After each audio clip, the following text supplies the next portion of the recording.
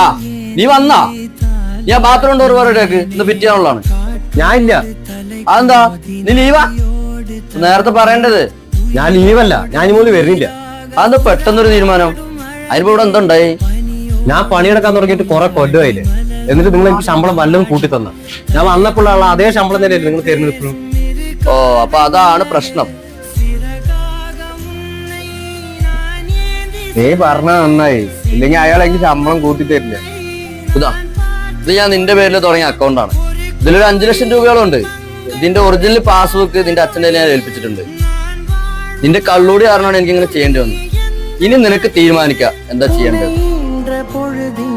கடவுள் தன் முகம் பார்த்த பொழுது பாதம் தொழுது